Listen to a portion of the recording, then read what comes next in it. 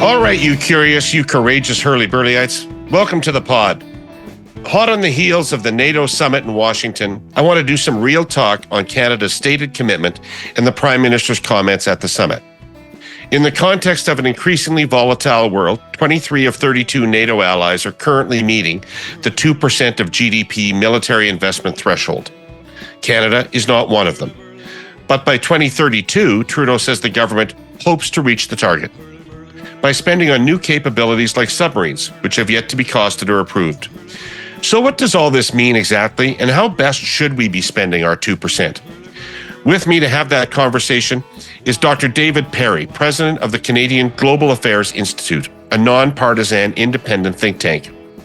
He's the author of multiple publications on defense budgeting, transformation, and procurement, and a columnist at the Canadian Naval Review. His PhD in political science came from Carleton University, and he's an adjunct professor at the Center for Military and Strategic Studies at the University of Calgary, as well as a research fellow of the Center for the Study of Security and Development at Dalhousie University. He's also, in maybe his only questionable career move, the host of his own podcast. It's called Defense Deconstructed. Dr. Perry, I want to welcome you to the Herle Burly. Thanks for being here. Thanks for having me on. It's a real pleasure. Oh, great. So let's get into this. Canada has increased its spending on defense in recent years. In my lifetime of watching politics in this country, it has never been a public priority for resources. Now, all of a sudden, the international community cares about our defense spending. What's happened? What's changed? The international situation has deteriorated in a really significant way. Neither one of us in our lifetimes has seen a land war in Europe like we're witnessing right now every single day in Ukraine, which is a massive change. I haven't seen that in about 80 years. And beyond the confrontation with Russia and Europe, we're seeing across the Pacific Ocean, relations with China have significantly deteriorated. There's a political consensus, one of the few things there's political consensus on in the United States, and that's influencing how a lot of allies think about it, is that the relationship with China needs to be rebalanced while being engaged in terms of economic relationships, to also be aware of what they're doing from a security standpoint. And that's to recognize what China's doing, trying to destabilize some relations in China and the wider Pacific in a potentially really threatening way to our way of life. Okay, so those are the big changes that have made everybody more focused on defense. So the government attempted to address this at the recent NATO meeting. And how did it do? Well, I think it's important that they came out and actually made a commitment to get to 2% of GDP. As a matter of politics, I would take it as a political commitment. As you mentioned in the introduction, they haven't yet committed the money, which is kind of important to actually delivering on that political commitment. The mechanics of how they went about all that were really kind of curious to come about setting fairly high expectations for coming through with what the defense minister had said would be a credible and verifiable plan, which has really so far just amounted to a speech and then a set of briefing notes that they issued afterwards. So they finally came and met that commitment, which is important, but there's still basically all the work to do to get to something credible and verifiable. Are you being nice? I mean, 2032 is 7 years past when people expect this government to be in office. And nobody has any idea how to pay for this. So what kind of commitment is that? Well, I think it's one that is not nearly as firm as it needs to be. I guess I would just point out that it is the first time that in my lifetime I've seen a prime minister actually verbalize to the public themselves this commitment. We did it implicitly 2 different times at different NATO summits as part of a consensus approach on the NATO communiques, but a prime minister hasn't come out like this and said it before. To your point, what they've really said is 8 years from now, they'll hit a target, and 4 years from now with the new defense policy, they'll show us all the math and the work on that. So like I said, pretty much everything other than the commitment still remains to be fleshed out. Okay, so let's start with this thorny bit about financing and funding. As I understand it, the difference in where we are now and 2% is about $20 billion annually. Am I right? Depends on which year you pick, but you're in the ballpark. Okay. So let's start with the assumption that simply transferring within the existing budgetary framework $20 billion from consumption to defense is a non-starter. Okay? So how do serious people who care about this issue think it should be financed? Well, I think it depends on who you would ask, and you'll get all kinds of different reasons and explanations for how you could do it. I think there's no question that there's going to need to be some effort at actually doing a meaningful form of program review, expenditure management review, which this government, I would argue, hasn't really ever seriously undertaken. They're doing a little bit of that right now, but it's certainly nothing analogous to what happened under the Harper government or what happened under the Martin government or the Chrétien governments in terms of going through, not just looking at hitting specific budget targets, but going through and actually looking carefully at the actual management and expenditures of government to see whether or not you're getting value everywhere. So I think that's definitely going to be part of it. But I think the flip side of them picking 2032 is that it is outside of the fiscal framework, planning environment, essentially. So we can have a long conversation about what we think the size of the Canadian economy is going to be 8 years from now, how much revenue the government's going to have, and what its spending forecast looks like. But in the near term, very, very difficult math. Right. Okay. Why are people so critical of this government on this issue? Don't they have the best record on defense spending of any government in recent memory? So the budget has gone up more under this government. This government has, to its credit, committed a generationally large amount of money, hundreds of billions of dollars, plural, to defense. Spending has gone up too, but there's been a significant lag between the commitment of funding and the actual ability to spend those dollars on procuring new military hardware, on recruiting new troops. So there's a bit of a differential between what they've committed and what they've been able to execute. Why is that? A whole host of reasons: procurement problems, recruiting problems. The pandemic didn't help. Public administrative issues generally. That there's a number of different reasons there. Okay. All right. Procurement problems. That's like buying the equipment. We always struggle with this. There's always overruns. We're always arguing about whether it's going to be built here, there, or the other place. Why is our system for this so messed up? Whole host of reasons. In the last 20 years, we went from buying very little. Like if you go back in time, at the end of the Cold War, when the government was tackling the federal deficit, dealt with reduced expenditures all across government, particularly in defense, because the Cold War... that was the peace dividend. Peace dividend, and I would argue that Canada took a bigger and longer one than a lot of other countries.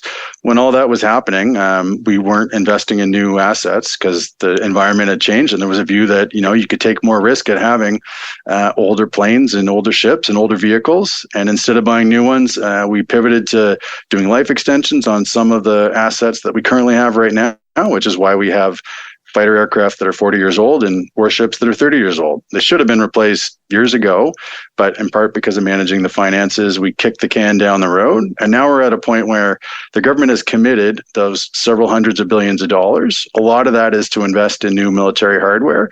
And we're now trying to buy a whole bunch more assets all at the same time. And we really haven't increased the size of the workforce or upskilled it enough to be able to do that quickly. And concurrently, the process, the bureaucratization of the procurement process, I think all got significantly more complicated in the last decade and a half. Okay. Canada and the U.S. are not quite in the same position when it comes to buying military equipment, though, it seems to me, because in the United States, military spending is industrial policy. They're recycling that money within their own country, and they're advancing technology and building up their economic strength at the same time. For us, it's a pure cost.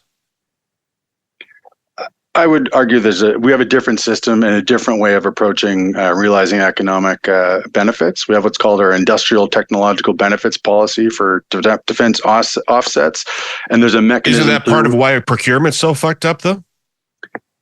Some people would point to that as creating some problems in some cases, but overall, this is actually kind of an interesting area of government where we don't tend to collect a lot of actual data.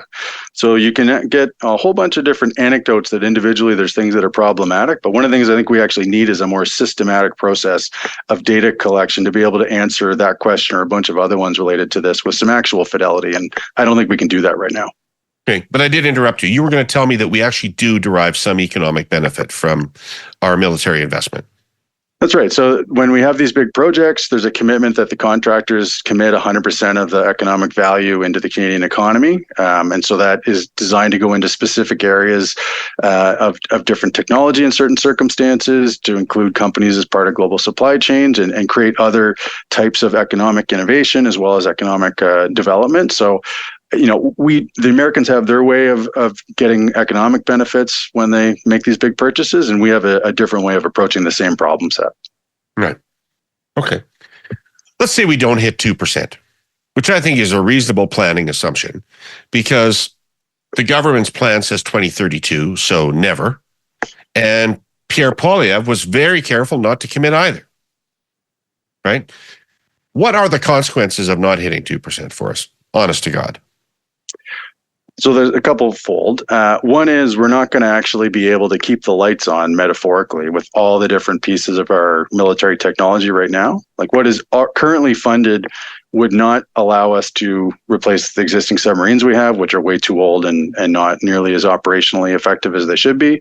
It wouldn't allow us to replace our main battle tanks, as an example, because just those are two examples of projects that the current plans don't actually have the money for. So there's a keep the lights on problem, let alone adapt to new technology. Canada's made some initial very modest investments in things like drone technology, but not nearly enough. So there's a need to adapt to the current modern battlefield. But beyond that, I think there's a whole host of really consequential reputational impacts that we have already been suffering. So I had the opportunity to just be down at the public forum associated with that NATO Summit in Washington. And discussion about that 2% investment pledge came up over and over and over again, not just from the Americans, but from the Europeans. And it is something that all of the 31 other allies in the NATO Alliance, which is one of the cornerstones of our security relationships, take very seriously. And beyond, even if we didn't care about what the Europeans think, this is a big deal to the Americans. And the fact that we had up until last Thursday not even had a prime minister say the words that we would hit 2% of GDP was becoming a significant and consequential irritant. Okay. So we might get thrown out of the G7. Is that what you're suggesting? I think those kinds of reputational impacts are a distinct possibility, or more likely, it affects the review of the North American Trade Agreement, which is coming up in a couple of years, in a potentially highly negative way. Oh, okay. Well, that's a little different matter, because I was going to ask you whether you thought it was worth $20 billion a year to be in the G7. I think maintaining our access into the North American trading relationship is worth $20 billion. The G7 is an additional benefit, but access to the American market, I think $20 billion will definitely go a long way. So this week, I want to put a more human lens on our summer of fascinating and very useful tech. Technology is core to the story, sure, but it's really about care and easing some of the issues surrounding homelessness. In Montreal, this is a problem on the rise. The most recent count estimated that almost 4,700 people in the city experience visible homelessness. As you can imagine, access to care and services is almost impossible. Almost. TELUS Health for Good has partnered with Montreal's Old Brewery Mission, providing one of their mobile health clinics to help break down barriers to accessing care. These incredible Mercedes Sprinter vans are custom outfitted into a 2-room health clinic on wheels, equipped with state-of-the-art health technology. Fully functional doctor's offices on wheels. The mobile clinics meet and treat marginalized and homeless people where they are, which is to say, anywhere. Since launching a little over a year ago, the Old Brewery Clinic in Montreal has provided nearly 4,500 patient visits. Services include cohabitation and reaffiliation support, including referral to local emergency services, legal services, and administrative help, rehousing-related support, assistance with tax returns, identity documents, and housing applications, healthcare services, preventative testing, wound care, harm reduction services, as well as mental health and addiction referrals. And think of how important this is. Each van is equipped with TELUS Health electronic medical records. This allows clinic staff to create a patient record, collect and store data, examine results over time, and provide better continuity of care to patients whose medical histories were previously undocumented. The TELUS Health for Good program has provided care on mobile health clinics across 25 Canadian communities since launching over 10 years ago, Herle Burly-ites. That's over 230,000 patients cared for and growing. More next week. Leaving the reputational side of things aside, why is it incorrect to assume, as I think the thing that has underlied Canadian defense policy for my lifetime, why is it wrong to assume that the U.S. will always defend us? Well, for one thing, you're increasingly saying important politically involved Americans say we won't, including the past and potentially future shortly American president, who has come out and said countries that aren't meeting that NATO defense investment 2% of GDP target may not actually get American defense. But they're always going to defend us because it's in their interest to defend us. To an extent, but it depends on how they would do that and whether or not how broadly that would extend. So American interests, I would argue, while they're very closely aligned with Canada's, aren't exactly identical. And that would not leave us in a position to basically be planning for our own defense. So if, as an example, missiles headed for Michigan, Americans might want that to come down in Southwest Ontario. And I don't imagine the folks in Southwest Ontario would think that that's a terribly good idea. And that would be different if we had more money involved? If we were part of the actual planning? Or are they planning, always going to make that decision? I think it's a hypothetical unless you're actually in a position where you can be involved in making that decision. And there's some circumstances like that where currently we aren't. Right. Okay. I've heard, before we get into now giving them the money, I have one broad question about the military to ask you, which is a very casual observer. But in recent years, I've heard more about bad behavior by generals and sexual misconduct investigations than I have about military capability or ability to make war. What is going on in that place? It is dealing with a big transformation and coming to grips with a bunch of those different types of behaviors. That's been a pretty consequential and involved process to try and rationalize all that. I think an underrepresented and underappreciated impact of all of that is they've had huge churn in the senior ranks, as you've had a lot of senior people moved out for those reasons and then replaced by people quite quickly and probably faster than a lot of those people had anticipated being in very senior jobs. So that's had huge implications for how the armed forces has been operating. And I think it's part of the kind of the subtext of some of the administrative problems that have been there. But that has definitely dominated a lot of the discussion in Canada. I would totally agree. But this other stuff, I think, is quite consequential too. It's functional enough at the moment, or does it need reform before money? I don't think that we can wait for the reform to go through before starting to inject money, but additional reform, I think, not just on the personnel issues, but more broadly on procurement and some of the ways they sustain themselves, transformation to adopt modern business practices, a whole host of things need to happen concurrently. We can't simply wait to fix the place before addressing the funding line too. Okay. So let's get to the military side of this. What does NATO want Canada to do? If we were spending the right amount of money and we had the equipment they want us to have, what do they want us to do? Let's start with this. Are we seen as essential to the defense of Europe? To the defense of Europe alone, probably not. So I think to come, one of the first answers to your question would be that the alliance wants us to be able to take care of our share of the Arctic, which is the northwestern quadrant of the alliance. And if you look at a circumpolar map, one of the more likely ways that either the Russians or the Chinese could potentially attack North America or even implicate some of what's happening in Europe. But we have been expected to participate in the Ukraine war. And let's say Russia invaded Poland, for the sake of argument. What would be the expectation of Canada in that circumstance? So we have a commitment of troops to Latvia right now, just a little bit north of theirs. The expectation would be that we would be there to work with allies to hold that part of the eastern front of the alliance. And then there are already plans, and NATO's increasingly developing broader, more complicated, more detailed ones for all allies, including Canada, to commit basically our entire army. Which is at the moment way, way, way too small to do nearly enough like we had historically. But the alliance would be looking for us to be able to send a consequential chunk of our army over there to reinforce other parts of the front lines, to engage the Russians. They'd be looking for our Air Force to come in and engage the Russian Air Force, and our Navy to keep sea lines open between North America and Europe like we did back in World War II. Okay. So we would have a role in that, a direct soldiers on the ground role in that. Absolutely. Okay. Other than the defense of the Arctic or the monitoring of the Arctic, defense of the Arctic, what role might Canada end up playing in the geopolitical battle with China?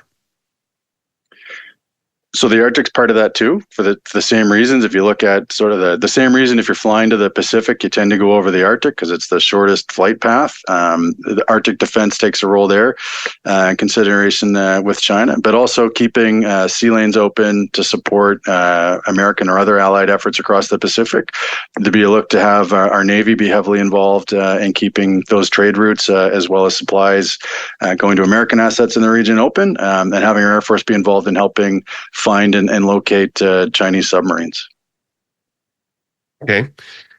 Is that, when we're talking about the North, are we talking about NATO or NORAD? Increasingly, we're talking about both. Okay. Can you explain the difference to me and how they work together? So that's all evolving. We'd sort of had a division of labor in the past where the NORAD relationship, the North American Aerospace Defense Command relationship we've enjoyed since the late 40s with the United States, the unique relationship in the world where it's not actually just a combined effort, it's actually a binational one. The commander at NORAD reports to a Canadian official and up through the U.S. chain of command as well. So that's an arrangement that's very unique where both Canadian and American forces defend the continent together collaboratively. Previous to about the last kind of 4 or 5 years, we'd sort of viewed the North American theater as distinct from Europe, but because of the changing and evolving threat environment, increasingly we're looking at North America to be the western edge, and in some cases the northwestern edge, if you think of the Arctic, of the wider NATO area of operations. And there's increasingly a view that we need to be able to keep North America safe in the event that Europe gets invaded, to allow for Americans and Canadians to resupply and send troops over to support our allies in Europe in the event of a conflict with Russia, in a way that's kind of eerily reminiscent of what we did in World War II. Right. Why are we worried about Russia? Like, they can barely beat Ukraine. I think the many tens of thousands of Ukrainians that have been killed by the Russians would potentially frame their Russian success in a slightly different way. Okay. And they've also taken consequential amounts of Ukrainian territory. That's what they've done with their army. Aside from that, a lot of the Russian assets that Canada and Americans in North America are worried about are their strategic air and naval forces, which haven't really been involved very much in the conflict in Ukraine. There's some of the better trained and better equipped units that carry long-range missiles that are either conventional or nuclear tipped that could potentially target infrastructure in North America specifically. And they basically haven't really been involved in what's happening with the war in Ukraine, however you want to think about or characterize how well or poorly the Russians have done. Well, you sound like you think I've got it wrong. So tell me, how well or poorly have the Russians done in Ukraine? They were given, I think, insane objectives originally by the Kremlin to quickly take a very large country in a way that I think any Western military would have also struggled to do. But historically, the Russians have never won anything quickly, and they win by enduring over time and throwing huge amounts of people, many of whom they don't really care whether or not get killed, and massive amounts of equipment, which they have had in very large stocks at wars, and just try and grind things out, outlast the other side. And I think we've already seen a little bit of that happen when the U.S. aid package got held up in the last several months. The Ukrainians were starting to run out of both their own people and supplies and ammunition, and the Russians were able to start grinding out at great cost, but grinding out additional territorial gains, pushing the Ukrainians back. So they didn't meet anything close to their initial war aims of taking over the entire country very quickly, but they have been sequentially going through and taking territory, at least in the last 6 to 8 months. Right. But they have a really tiny economy. And can you really be a military power with a shitty economy? I mean, this is ultimately what happened to the USSR, isn't it?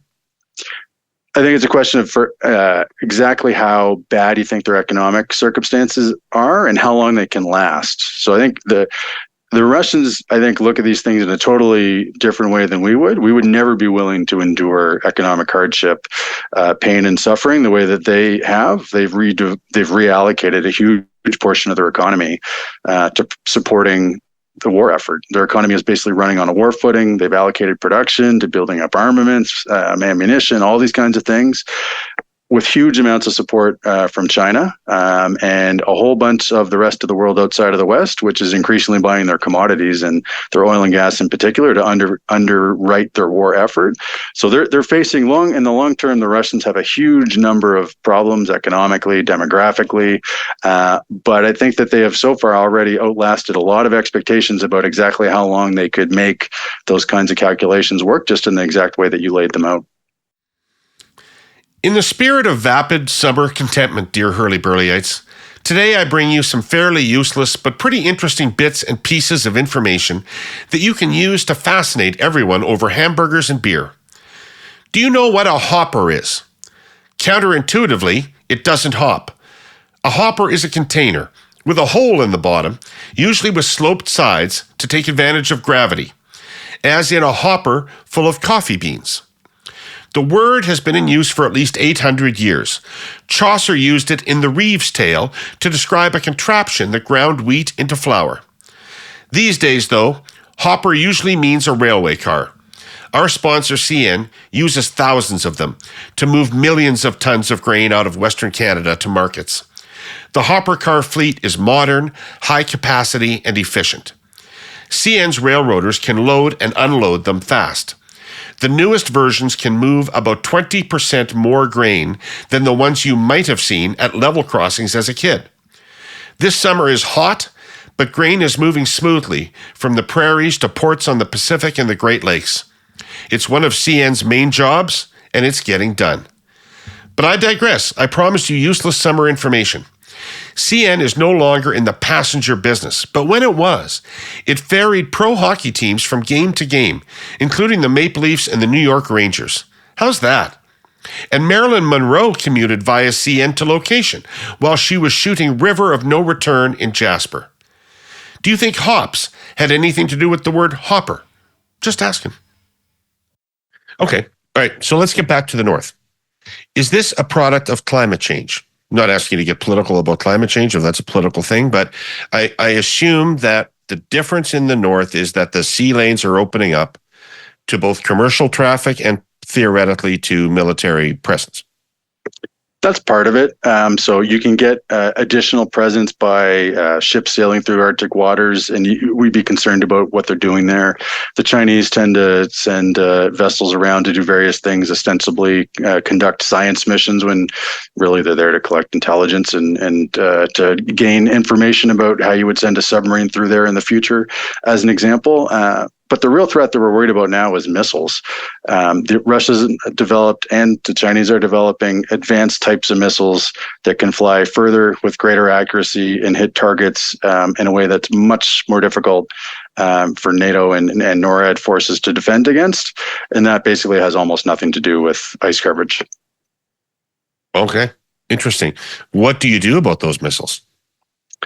Well, if in Canada, because of some policy decisions taken back when you were advising politicians federally, we figure out what kind of missiles they are, and if they're ballistic, we let them land essentially, because we still have not changed our policy position from 20 years ago that we are not participating in the ballistic missile defense of North America, which increasingly makes absolutely no sense.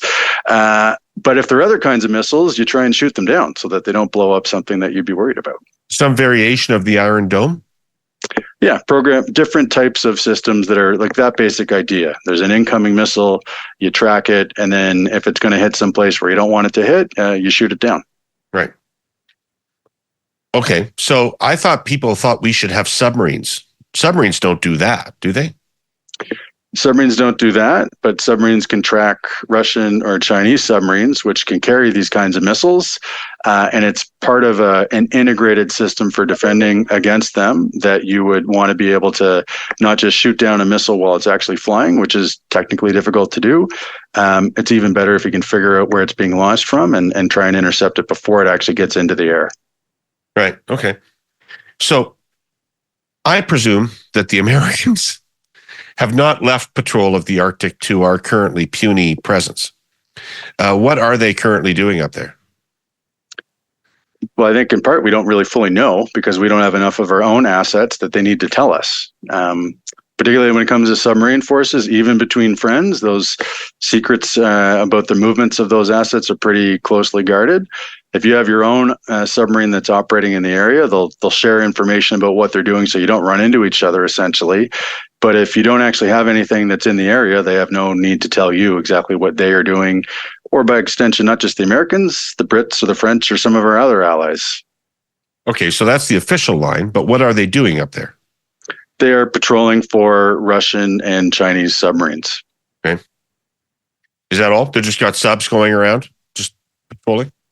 Well, no, they're doing up infrastructure. Or are they like, how are they getting ready to this kind of missile defense you're talking about?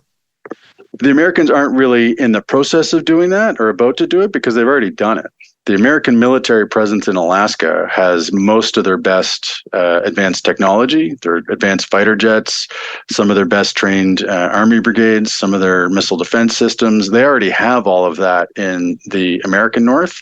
So it's a different discussion because the Americans have deployed a lot of that technology, although they're looking to deploy additional radars and these kinds of things like Canada is, but they're much further ahead than we are because we, at this point, essentially have no modern military technology in the Canadian North at this point. None. What do you mean by modern? Built and developed in the last 40 years. 40? I presume the technology's moved along a little bit. Just a touch. Yeah. Wow. Okay. So far, this feels all to me like it's about Russia. How do we come into contact with China? What's a scenario in which we come into contact with China? So one scenario would be that tensions escalate across the Taiwan Straits. Taiwan's an incredibly important linchpin in the global economy because of their semiconductor production, amongst other things. And that as part of that confrontation, we get into a crisis situation where each side is trying to escalate, make the other one back down. And if you're a bad guy looking at whether or not you want to send a signal by taking out Milwaukee or Winnipeg, and you're worried about managing the potential downfall, maybe you look and hit a close American ally to send a signal instead of actually targeting directly the American population, because you think that the potential blowback from that is less and more manageable than if you were to look at targeting the Americans specifically. So that's just one hypothetical, or a disruption to trade routes upon which we're incredibly reliant. Right.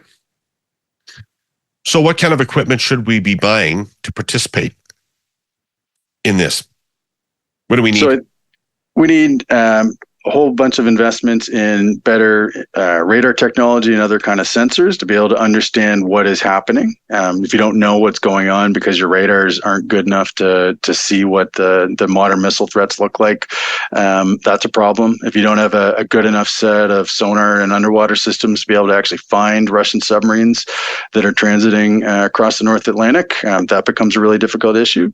And then we need to actually accelerate or expand some of the investments in some of the systems like submarines, like fighter jets, like our maritime patrol aircraft. So we just committed to buy that. Once you can find something, you can potentially do something and shoot down the missile, potentially blow up the Russian or the Chinese warship or submarine. Right. And people? People are pretty important in that. I need. How many people are in everything. the armed forces in Canada right now? About 65,000 on a full-time basis. We're supposed to have 71,500. We've been several thousand people short for a number of years right now. But I mean, the other way to answer that question is not nearly enough. You know, it's kind of an interesting and weird dynamic. If I think I come from Saskatchewan, not Atlantic Canada. I think I have known only a handful of people in my life who have served in the military. But if I go to an American city and I walk into a bar, I'm going to meet somebody right away who served in the military. They must be vastly larger than ours in proportional terms. Yes, absolutely. The scale is much bigger, and even though Americans would argue that their military facilities are remote, I don't think they're, aside from Ottawa, which is the largest concentration of the Canadian military in the country, aside from there in Canada, basically, they're mostly outside of the major urban centers. It creates a dynamic, doesn't it, though, where, like, if they're committing to war, they're sending themselves to war. I kind of feel in Canada, if we commit to something, we're sending some other people. Most Canadians not involved, not engaged, not touched. We're sending some group of people who volunteered for that task and get paid for that task. It's like a mercenary army. It is, I think, a much smaller chunk of the overall population, and I think I think you're really hitting on something that's important there. That it's not as connected into the wider socioeconomic fabric of the country in the way that it is in the United States. I mean, you can't go through an American airport and see a USO lounge for troops, or depending on which airline you're flying in the States, they'll call and let serving military personnel board first. Like, just as a couple of tangible expressions of the way that military presence is a lot more visible and kind of omnipresent in the American social fabric. Right. Yeah, it really is. And that obviously draws a much greater affinity to the organization. Like, seemingly you can kind of find that in Atlantic Canada. Yeah, absolutely. So I'm heading in a couple of days to the family cottage on the St. John River system, just a few tens of kilometers southeast of Camp Gagetown. And in Brunswick, the Army is a much bigger proportion of economic value and the number of people in the province than it is with the Army bases in Ontario because of the ratio of troops to the population. Okay. All right. So circling back, do we have a plan that so the government didn't announce what they want to buy, really, and they didn't announce how to fund it. But do they have a theory and a diagnostic that means they know what to do and they just have to get around to doing it, committing the resources to it? Or do we still have to figure out what our role is and what we need to do? I think it's a little bit of both. I'm sorry, that's an unsatisfying answer, but the most recent defense policy, which was just published on the 8th of April. So again, the mechanics of the way the government went about this were all a little strange to me. I spent 2 years doing a review of our defense policy, which took about a year longer than had been intended. And it was a really unusual document that came forward with a whole list of funded and approved investments, and then a list of other things the government had committed to just explore, but didn't commit the money to. And what the Prime Minister essentially said last week was that they promised that they are actually going to go buy the different types of things they said they would just explore, like acquiring up to 12 conventional submarines. So they already have a plan that I think would get us a lot of the way to 2%. But I think to your point, we didn't write a defense policy with a narrative or kind of a theory of a case for what we would do at a much higher level of investment. So I think we would need to come back and try and articulate a broader strategic vision of what Canada's place in the world would be if you were actually funded and resourced at a level that would take you up to a 2% of GDP commitment. Okay. So in the last year, the government also released a new foreign policy. How are these things integrated, the defense policy and the foreign policy? Are they integrated? So I'd say we kind of have like a third of a foreign policy. We have an Indo-Pacific strategy. That's governed half the world, maybe, depending on how you want to think about it. So that's pretty important, but it's not comprehensive. I would say that there's a pretty high degree of integration because the biggest contributions we would make in the Indo-Pacific would come with our Navy. And we could do that much more effectively if we actually had a modern and capable and much larger submarine fleet, as an example. So that's one additional investment that they just last week committed to actually go and do. Other ones would be to get broader utilization out of our maritime helicopters, which would help support those efforts. They also committed to invest in some other pieces of hardware, long-range missiles, and some other things, which would be pretty useful in the Pacific theater as well. So I think there is pretty good symmetry, but I think that one thing the government did in its last defense policy was commit to write the first national security strategy this country will, if it gets written, it'll be the first one we've seen since 2004. We should probably be doing those more than just every generation. We could increase the tempo on that and tie it into a wider set of reviews about our foreign policy objectives and do that in a much more integrated and thoughtful way. Right. What's the talent like in the Department of Defense and at the upper echelons of the military? Do we have the horses to do this? I don't think we have enough of that. I think we do need to get focused on some specialized training for people to become procurement professionals, people to be better trained in using digital technologies. Been at some events previously about people talking about making digital transformations to move paper-based processes into the 20th century and hopefully aspire for the 21st, and making those comments reading off of cue cards that they're holding in front of them, just as an indication of mindset. So there's definitely room to take a lot of the great people that do join our military and give them more specialized training that's more suited to the modern environment. Did you ever work in government? I did not. Why not? There's a whole host of different reasons there, but I don't know that I'm particularly well suited for federal bureaucracy. Well, you never know until you try. What was the most robust military Canada ever fielded in peacetime?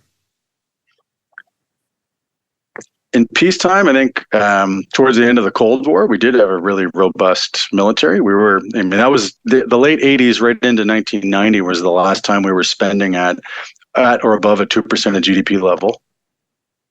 So that was the Mulroney government, because I don't remember that the Pierre Trudeau government was very enamored with defense spending, was it? Well, they weren't, and I think there's actually some really interesting similarities with the second Trudeau. Well, the second Trudeau prime minister, I guess. There's been several Trudeau governments. They actually committed a significant amount of money. It was just their successors that were able to actually reap the benefit of the financial commitment. There's such a big time lag in a lot of these things that governments generally tend to be lucky if they can spend their immediate predecessors' money. More generally, what's happening, as an example, there's still projects that Justin Trudeau is trying to get over the finish line that were initiated by Prime Minister Chrétien or Prime Minister Martin. And so it was the case that the Mulroney government made big commitments financially of its own, but the Trudeau government towards the Pierre Trudeau government toward its latter iteration had made some fairly significant commitments. But that led to a situation where we had a pretty well-equipped, modern, for the time, Air Force, Army, and Navy. And I think in a lot of ways, we started reaping that peace dividend in the 1990s. We've been basically coasting on the investments made in the late 1970s and 1980s for far too long. Right. So we may or may not be militarily consequential. It's really hard to answer that to me. I mean, it's really hard for me to imagine that there could be a global conflict of the kind you are describing And this is a terrible thing to say after World War I and World War II, but I find it difficult to believe we would be consequential. Would we be consequential? I think it depends on what kind of role the government would want to have. I think there's things that we could focus on, like protecting the North Atlantic from submarines, as an example, where the Canadian military does have a fairly specialized skill set that not that many other people in even the NATO Alliance have. So we could perform some pretty valuable specific types of roles. But to your broader question, I mean, at the end of World War II, we had, depending on which forces you were looking at, the third largest armed forces in some respects in the world. We are miles and miles away from that today. But we could take, I think, and it would be smart for us to take a couple of these specialized focused areas, looking at the North Atlantic, looking at our Arctic and making sure that we're taking care of that, and then focusing on one or two other more focused and specialized contributions where we could do something that would add value. And so and the bottom line is you really think this matters to our standing internationally and our entree. So do you think, for example, the fact of the late 1980s that you were talking about, is it a coincidence that coincides with a significant amount of influence that Mr. Mulroney had around the world in various issues? I think that was absolutely not coincidental. We have a seat at the G7 table as an example, but I kind of wonder increasingly what we're doing there other than listening to what other people have to say. Because if you don't make investments across the board in terms of your assets, whether it's development funding, the actual capacity and the skill of your diplomats, as well as your armed forces, if you don't have something you can put on the table to try and solve some of these international problems, I think increasingly you're just there to listen. And a lot of our core allies aren't interested in just having a chit chat with Canada anymore.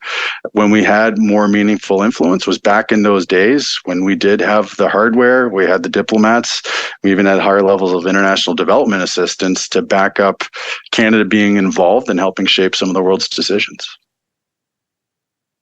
Right. And,